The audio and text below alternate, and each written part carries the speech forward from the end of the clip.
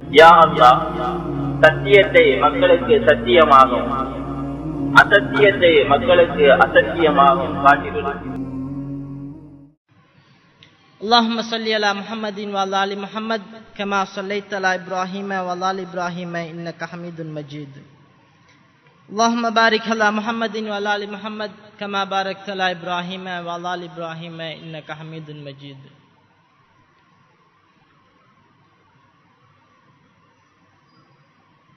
சிறந்த ஒரு மாதத்திலே நாம் ஒவ்வொருவரும் இருந்து அமல் செய்து கொண்டிருக்கிறோம். எந்த அளவு என்றால், இவ்வளவு காலம், அதாவது இந்த மாதத்திற்கு முன்பு இந்த உலகத்திற்காக கால நேரங்களை செலவிட்டுக் கொண்டிருந்தோம். அதையெல்லாம் ஒரு புறம் வைத்துவிட்டு இந்த மாதம் சிறந்த ஒரு மாதம், இதிலே அமல்களை சம்பாதித்து விடுவோம் என்ற ஒரு நோக்கோடு அதிகமானவர்கள் இருக்கிறார்கள். ஆனால் இன்னும் சிலர் இருக்கின்றனர், எப்போதும் அல்லாஹ்வின் பக்கம் சாயக்கூடியவர்களாக, தேவைக்காக மட்டும் இந்த உலகத்தை பயன்படுத்திவிட்டு, அதாவது உலகமா மறுமையா என்ற ஒரு கேள்வி வரும்போது மறுமையை மாத்திரம் தன் வாழ்க்கையாக எடுத்து வாழக்கூடியவர்களும் இருக்கிறார்கள். அதிகமானவர்களை நாம் பார்க்கின்றோம், இந்த உலக விடயத்தில் மும்முரமாக இருக்கிறார்கள். மறுமைக்காக செலவிடும் காலம் அவர்களுக்கு சிறிதாக காணப்படுகிறது. எப்படி என்றால், தொலைபேசிக்கு நாம் போடும் பேக்கேஜ் போல மாறிவிடுகிறது. கிழமை பேக்கேஜ், மாதம் பேக்கேஜ், அப்படி சில நபர்கள் வாழ்ந்து கொண்டிருக்கிறார்கள். அது என்ன? ஒரு கிழமை பேக்கேஜ், அந்த ஒரு சில காலம்தான், அந்த 7 நாட்கள் தான். அது இந்த மனிதர்களிடத்தில் அந்த ஒரு 7 நாட்களுக்கு அல்லாஹ்விற்காக அவர்கள் காலம் செலவழிக்க வேண்டும் என்றால், தன்னுடைய வீட்டிலே ஒரு மரண ஓலை விழ வேண்டும், ஒரு மரணம் விழ வேண்டும். அப்படி என்றால் அதிகமானவர்கள் உலகத்தை மறந்தவர்களாக, மறுமைக்காக வாழக்கூடியவர்களாக இருக்கிறார்கள், நாம் பார்த்து கொண்டிருக்கிறோம். அதே போல மாத பேக்கேஜ், ரமலானுடைய மாதம், இந்த 30 நாட்களுக்கு தான் இந்த உலகத்தை மறந்தவர்களாக மறுமையின் நினைவோடு வாழக்கூடியவர்களாக இருக்கிறார்கள். நாம் ஒவ்வொருவரும் சிந்திக்க வேண்டும், இந்த உலகத்தை பற்றி அல் குர்ஆனிலோ அல் ஹதீஸிலோ இது சிறப்பானது, இது மேலானது என்ற ஒரு வார்த்தையை கூட அதிகமாக பயன்படுத்தவில்லை. இது மிகவும் தாழ்மையானது, இது அற்பமானது, இது நிலையற்றது, இப்படி பாவிக்கக்கூடிய வசனங்கள், வாக்கியங்கள் அதிகமாக இருக்கிறது. அதேபோல் அல் குர்ஆனிலே அல்லாஹ் ரப்புல் ஆலமீன் அதிகமான இடங்களிலே கூறக்கூடிய விடயம் என்னவென்றால், இந்த உலகம், இந்த அற்ப உலகம் உங்களை ஏமாற்றிவிட வேண்டாம்.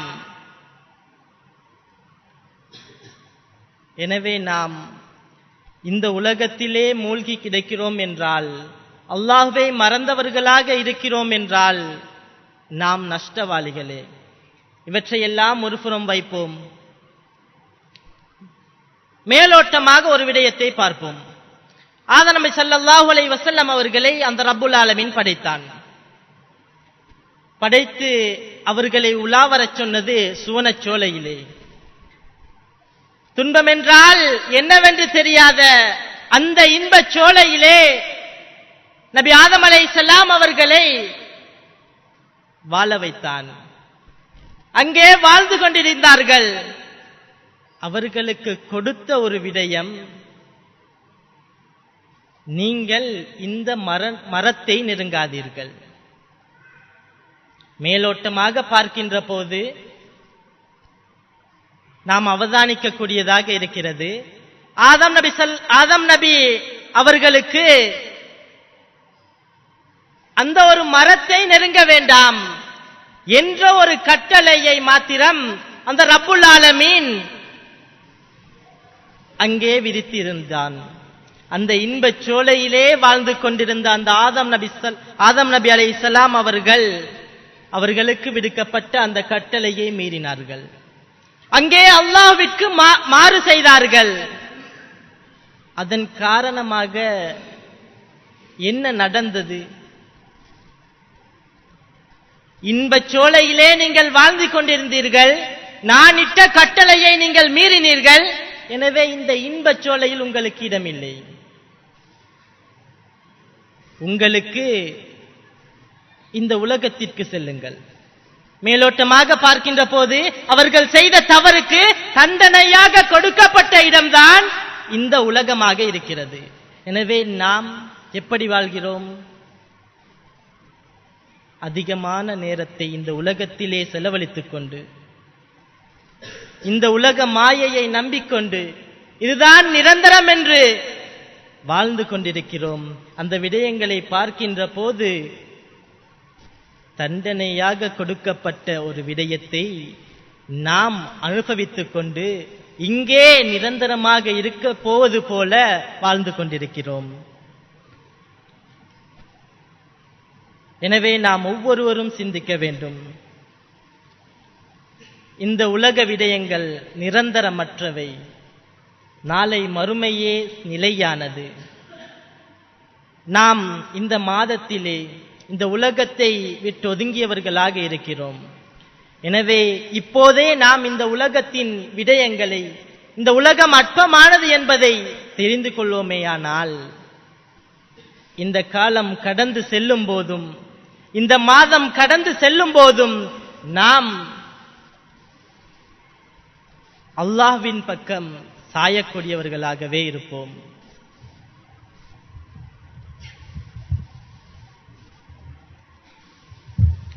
அல்லாஹ் ரப்புல் ஆலமீன்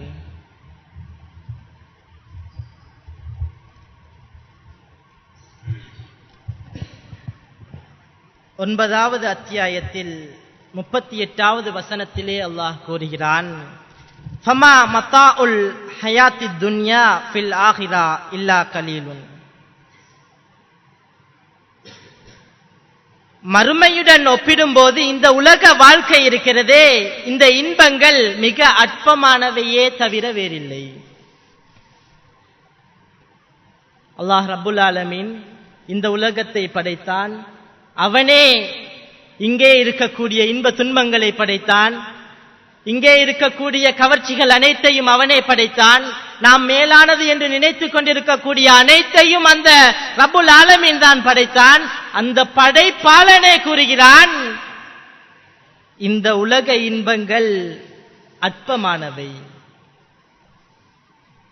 இங்கே விடயம் என்னவென்றால், இந்த உலகம் அற்பமானவை அந்த படைப்பாளன் கூறிவிட்டான். எந்த படைப்பாளனும் தான் படைத்ததை தாழ்மை குறைந்ததாக கருத மாட்டான். அந்த ரப்புல் ஆலமீன் கூறுகிறான். எந்த அளவு இந்த உலகம் அற்பமானது என்று நாம் உணரக்கூடியதாக இருக்கிறது. அதேபோல் இந்த வசனத்திலே ஒரு வார்த்தையை அந்த ரப்புல் ஆலமீன் பயன்படுத்தி இருக்கிறான், மத்தாவ். இந்த வார்த்தை அற்பமானது. இந்த அற்பமானது என்று கூறுவதற்கு அதிகமான வார்த்தைகள் இருக்கிறது. ஆனால் இந்த இடத்திலே ரப்புல் ஆலமீன் அற்பமானது என்று மத்தாவ் என்ற ஒரு வார்த்தையை பயன்படுத்துகிறான். இதை ஹதீஸ் அறிஞர்கள் கூறுகிறார்கள், இந்த ஒரு வார்த்தையை இன்னொரு இடத்திலும் பயன்படுத்த முடியும். அது எந்த இடம்? அடுப்பங்கரையிலே இருக்கக்கூடிய சட்டிகளை மாற்றக்கூடிய, நாம் கூறுவோமே புடவை துண்டு என்று, அந்த ஒரு துண்டிற்கும் இந்த வார்த்தையை பயன்படுத்தப்படுகிறது. அதனுடைய வேலை என்ன? அந்த துண்டுடைய வேலை என்ன? ஒரு சட்டியை ஏற்றுவது, இன்னொரு சட்டியை இறக்குவது. இறக்கிவிட்டால் எம்மோடு ஹோலிற்கு வந்து விடுமா? எம்மோடு பெட்ரூமிற்கு வந்து விடுமா? அதனுடைய இடம் அங்கேதான். எப்படிப்பட்ட வாசகங்கள் என்று பாருங்கள். இந்த உலகத்தை அதற்கு கூறுகிறார்கள். இந்த உலகத்தின் வேலை என்ன? ஒருவனை ஏற்றி விடுகிறது, ஒருவனை இறக்கி விடுகிறது. ஏற்றியவனும் மரணிக்கிறான், இறக்கியவனும் கீழே பணிந்தவனும் மரணிக்கிறான். அவர்களோடு வருகிறதா இந்த உலகம்? மரணிக்கும் போது இந்த உலகம் வருகிறதா? மன்னரைக்கு இந்த உலகம் வருகிறதா? நாளை மறுமைக்கு இந்த உலகம் வருகிறதா என்றால் ஒருபோதும் கிடையாது. இந்த உலகம் எம்முடைய உடலில் உயிர் இருக்கும் வரைதான். உயிர் எடுக்கப்பட்டு விட்டது என்றால் நாம் ஒரு சடலம். எப்போது இவரை இந்த மையத்தை அடக்கப் போகிறார்கள் என்றுதான் ஒரு கேள்வி எழப்போகிறதே தவிர வேறில்லை. இல்லை, இவரை நாளைக்கு அடக்கப் போகிறார்களாம். என்ன கேள்வி அங்கே வருகிறது?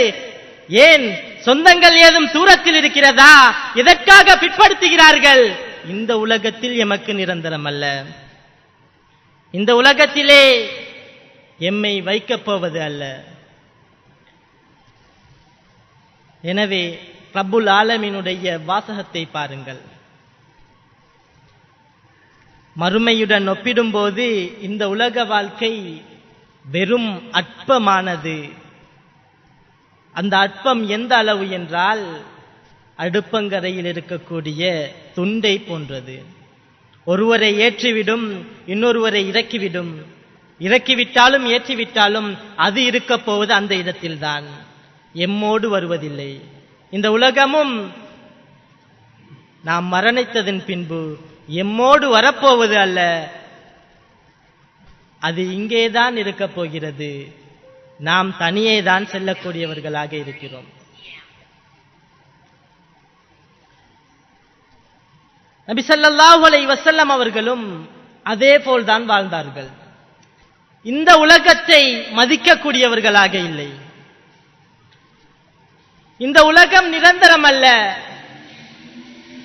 என்பதை உணர்த்தக்கூடியதாக ஒரு சம்பவத்தை பாருங்கள். உமர் ரலியல்லாஹு அன்ஹு அவர்கள் நபி ஸல்லல்லாஹு அலைஹி வஸல்லம் அவர்களை சந்திக்க வருகிறார்கள். வரும்போது நபி ஸல்லல்லாஹு அலைஹி வஸல்லம் அவர்கள் ஈச்ச மோளையால் நெய்யப்பட்ட ஒரு பாயிலே தூங்கிக் கொண்டிருக்கிறார்கள். உமர் ரலியல்லாஹு அன்ஹு அவர்களை கண்டதும் எழுந்து உட்காருகிறார்கள். உட்காரும் போது அவர்கள் உமர் ரலியல்லாஹு அன்ஹு அவர்கள் பார்க்கிறார்கள், நபி ஸல்லல்லாஹு அலைஹி வஸல்லம் அவர்களுடைய தோள்களில், தோளில், முதுகிலே அந்த பண ஓலையினால் நெய்யப்பட்ட அந்த பாயின் அச்சிகள் காணப்படுகிறது. பார்த்துவிட்டு அழுகிறார்கள். உமர் ரலியல்லாஹு அன்ஹு அவர்கள் நபி ஸல்லல்லாஹு அலைஹி வஸல்லம் அவர்களுடைய கோலத்தை பார்த்துவிட்டு அவர்களின் முதுகுகளிலே இருக்கக்கூடிய அந்த தடயங்களை பார்த்துவிட்டு அழுகிறார்கள். அழுதுவிட்டு கேட்கிறார்கள், யா ரசூலல்லாஹ், ரோம் பாரசீக அரசர்கள் எவ்வளவு ஒரு சுகபோகமாக வாழ்கிறார்கள், எவ்வளவு இன்பங்களை அனுபவித்துக் கொண்டிருக்கிறார்கள்,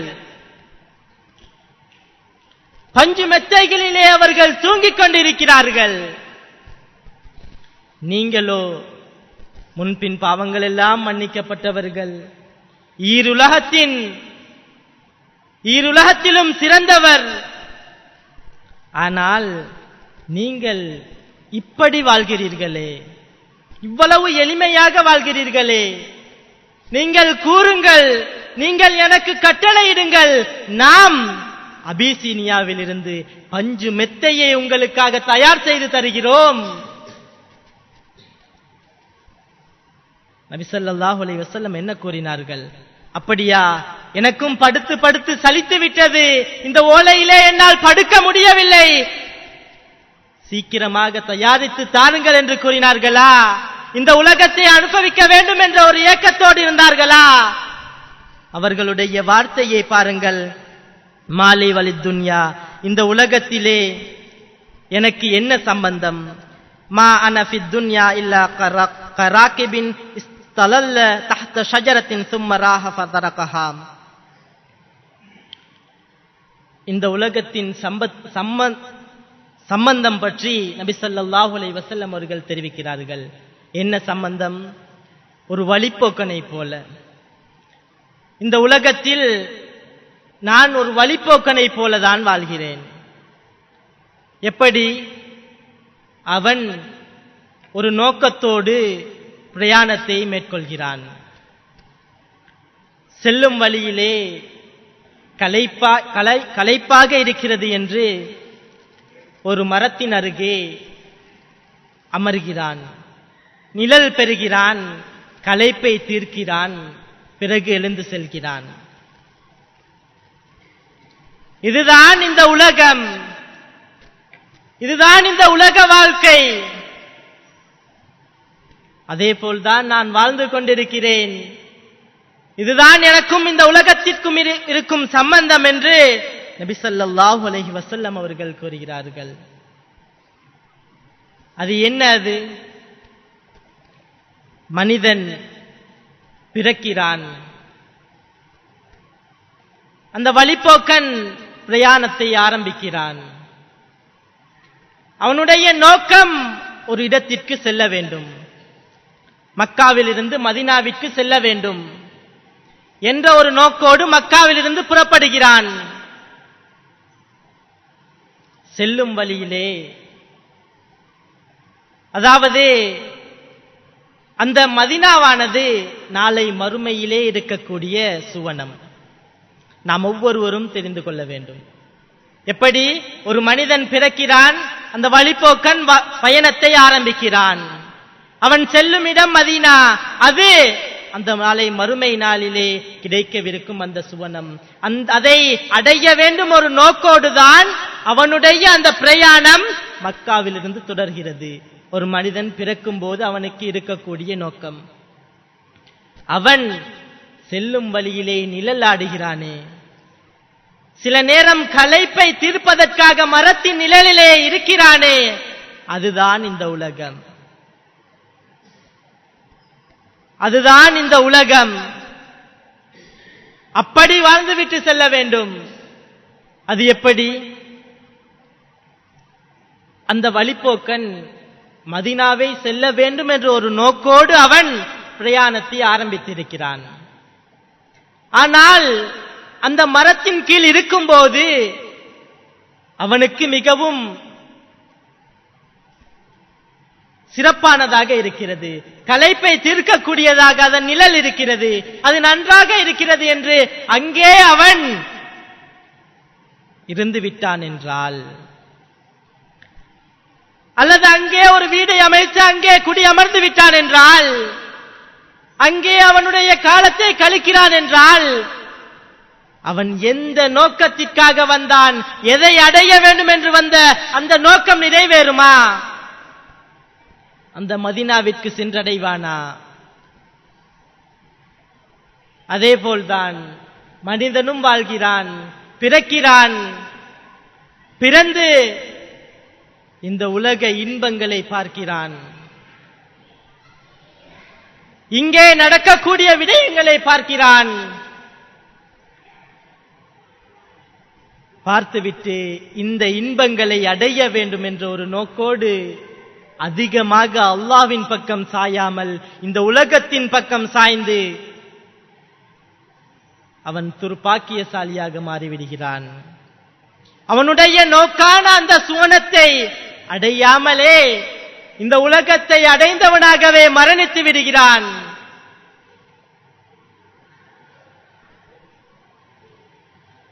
எப்படிப்பட்ட உதாரணம் என்று பாருங்கள். எம்முடைய வாழ்க்கையையும் இந்த வழிப்போக்கனை போல நாம் அமைத்துக் கொள்ள வேண்டும். நாம் பிறந்திருக்கிறோம். எம்முடைய நோக்கம் நாளை மறுமையிலே சுவனத்தை அடைவது. அதற்காக கால நேரங்களை செலவிட வேண்டும். இந்த உலக இன்பங்களை பார்த்து மயங்கி நாம் இங்கேயே இருந்துவிடப் போகிறோம் என்ற ஒரு நோக்கோடு நாம் காலத்தை கடத்துவோமேயானால் எம்முடைய நோக்கம் தவறவிட்டுவிடும். எம்முடைய நோக்கம் தவறிவிடும். இந்த உலக இன்பங்களோடு மறைந்துவிட வேண்டியதுதான். இதேபோல் ஒரு கவிஞரின் கருத்தை பாருங்கள்.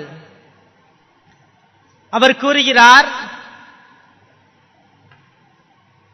கடலிலே ஒரு கப்பல் பிரயாணம் செய்கிறது. கடலில் பயணம் செய்யக்கூடிய கப்பலை போன்றதாகும் இந்த உலகம். அது எப்படி? கடல் நீரை இந்த உலகத்திற்கு ஒப்பிடுகிறார். கப்பலை மனிதனுக்கு ஒப்பிடுகிறார். அந்த கப்பல் ஒரு பயணம் மேற்கொள்கிறது என்றால் சென்றடைய வேண்டுமே. அந்த ஒரு இடத்தை மறுமையின் சுவனத்திற்கு ஒப்பிடுகிறார். அவர் கூறுகிறார், இந்த கப்பலானது கடலிலே மிதந்து செல்ல வேண்டும். அந்த கடல் நீரானது இந்த கப்பலை தாங்கிக் கொள்ள வேண்டும். அந்த கடல் நீரானது ஒருபோதும் கப்பலின் உள்ளே நுழைந்து விடக்கூடாது. கப்பலின் உள்ளே நுழைந்தால் அந்த கப்பல் அங்கேயே மாண்டுவிடப் போகிறது தான். அந்த பிரயாணம் அங்கேயே முடிவடைய போகிறது. எனவே அந்த கப்பலை அந்த கடல் நீர் சுமந்து கொள்ள வேண்டும்.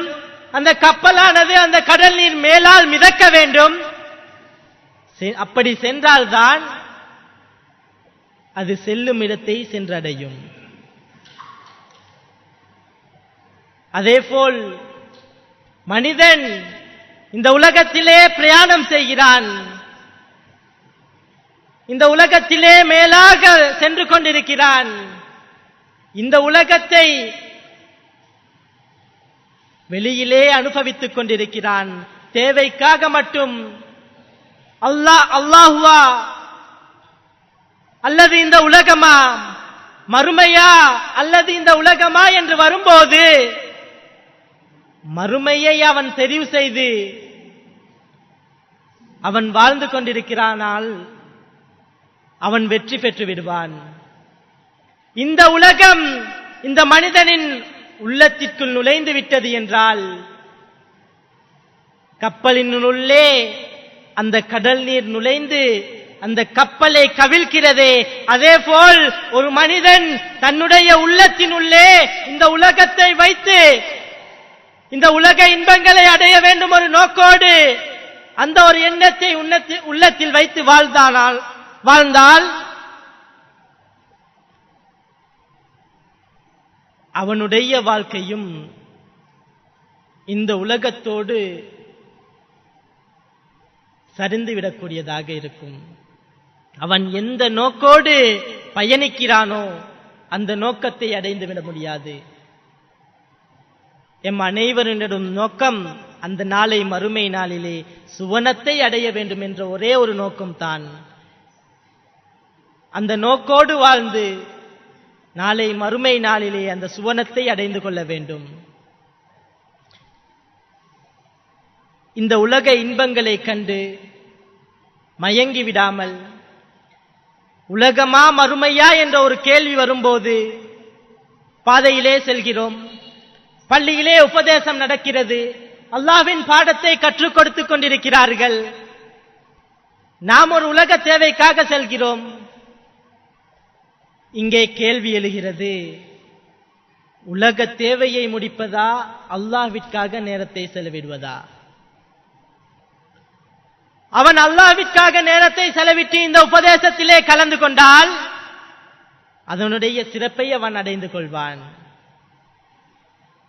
பாதையிலே செல்கிறோம், கடமையான தொழுகை நடைபெற்றுக் கொண்டிருக்கிறது, உலக தேவைக்காக செல்கிறோம். எமக்கு அங்கே கேள்வி எழுகிறது, இந்த கடமையான தொழுகையை முடிப்பதா அல்லது எம்முடைய உலக தேவையை முடிப்பதா? அந்த மனிதன் தெரிவு செய்கிறான், இந்த மறுமையை தெரிவு செய்து இந்த கடமையான தொழுகையை அவன் வந்து அடைகிறான் என்றால் இந்த சிறப்பை அவன் அடைந்து கொள்வான். இப்படி ஒவ்வொரு விடயத்திலும் அல்லாஹ்விற்காக நேரம் செலவழித்து நாம் ஒவ்வொருவரும் நாளை மறுமை நாளிலே சுவனபதியிலே வாழ்ந்து கொள்ள வேண்டும். ஏனென்றால் எம்மல் அனைவரினதும் நோக்கம் நாளை மறுமை நாளிலே சுவனத்தை அடைய வேண்டும் என்பதுதான். எனவே நாம் ஒவ்வொருவரும் அந்த நோக்கத்தோடு வாழ்ந்து இந்த உலக இன்பங்களை புறக்கணித்தவர்களாக நாளை மறுமைக்காக வாழ்மையாக. இன்னும் சில விடயங்கள் இருக்கிறது. இந்த உலகத்தை பற்றி நபி அவர்களுடைய வார்த்தைகள், அல்லாஹ் ரப்புல் ஆலமீன் திருமறையாம் குர்ஆனிலே கூறக்கூடிய வார்த்தைகள், அதேபோல் நபி ஸல்லல்லாஹு அலைஹி வஸல்லம் அவர்கள் அப்படி வாழ்ந்ததன் காரணமாக சஹாபாக்கள் எந்த அளவு இந்த உலகத்தை தியாகம் செய்தார்கள் என்றெல்லாம் சில விடயங்கள் இருக்கிறது. எனவே எதிர்வரும் சந்தர்ப்பங்களில் அதை பார்ப்போம். அகூலு கௌலி ஹாதா அஸ்தக்ஃபிருல்லாஹ் லி வ லக்கும் அஸ்தக்ஃபிரு சுப்ஹானல்லாஹி வ பிஹம்திஹி.